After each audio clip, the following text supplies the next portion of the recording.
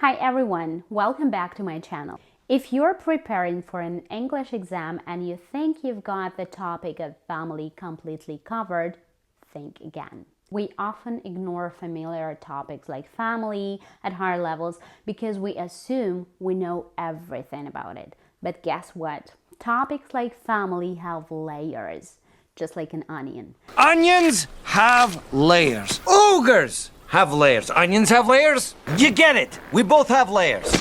Today we'll dive into advanced family vocabulary that can appear on your tests. We'll cover vocabulary, examples, some confusing terms. You'll have a mini test at the end.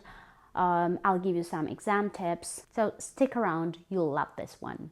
On exams like EILTS, TOEFL, Cambridge exams, you might get questions like, what are the benefits of growing up in a nuclear family?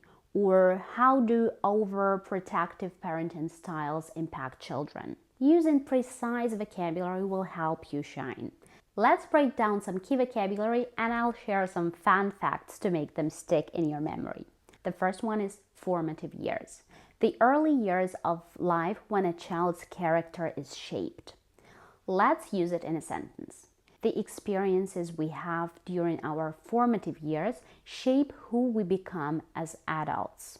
The next one is nuclear family. A family with just parents and their biological children. For example, the typical nuclear family is becoming less common today. We all have heard of nuclear weapons, unfortunately, but why is it called a nuclear family?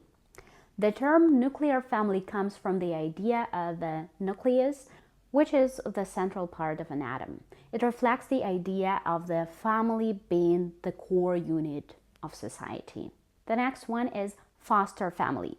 Foster family is a family that temporarily cares for a child. She grew up in a foster family after her parents passed away. Did you know that foster comes from an Old English word meaning to nourish? Extended family includes grandparents, aunts, uncles, etc. In many cultures, children are raised by their extended family, not just their parents. The next one is helicopter parents. Parents who hover over their children, micromanaging everything they do. For example, some children struggle with independence because of their helicopter parents. The term helicopter parents became popular in the 1960s when teens described their parents as always hovering over them like helicopters. Authoritarian parenting, strict and controlling. For example, my father's authoritarian rules taught me discipline but made me rebellious. Lenient parenting, relaxed rules, little discipline. For example, some parents are too lenient, letting their children do whatever they want. Juvenile crime. Crimes committed by teenagers or young people are called juvenile crime. Let's use it in a sentence. There's been an increase in juvenile crime in urban areas. Let's test your knowledge with a quick fill-in-the-blank exercise. Early childhood is often referred to as the blank years.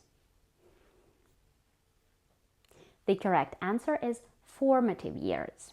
She was raised by a blank family after her parents passed away. She was raised by a foster family.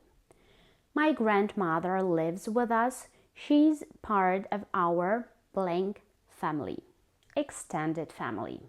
Blank parents often set no rules for their children. Lenient parents. Here are some exam tips for you. Be specific. Instead of saying parents are important, say parents play a crucial role during a childhood's formative years. Use collocations. Pair words naturally, like authoritarian upbringing or helicopter parents. Give plenty of examples. When writing or speaking, support your points with examples. In nuclear families, children often receive more attention from their parents. Paraphrase. Avoid repeating the same words. Instead of saying strict, try authoritarian, if it fits the context, of course. If you found this video helpful, give it a thumbs up, share it with your friends, and subscribe for more fun and educational English lessons. See you in the next videos.